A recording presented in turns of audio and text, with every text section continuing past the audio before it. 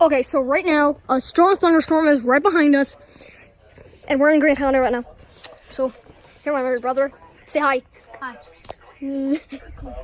We got a significant weather advisory special. Significant weather advisory for northwestern Webster, southwestern Dallas, Oh my God! southeastern Polk, and northeastern Greene counties This is- until 7:45 p.m. Central Daylight Time. It's At lightning! 6:54 p.m. Central Daylight Time. Doppler radar. This is why we're in a special weather statement and a significant weather advisory. Or 13 miles northwest of Stratford, moving 35 miles per hour. I can't hear. Wind gusts up to 45 to 50 miles per hour will be possible with this storm. Locations impacted include northern Springfield, Willard, Stratford, Fair Grove, Pleasant Hope, Olive, Elkman, Glidewell, Ebenezer, Battsville, Brighton, March.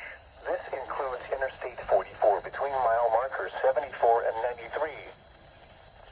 Here is your national... Okay, I'm keeping this on. I didn't know why I turned it on.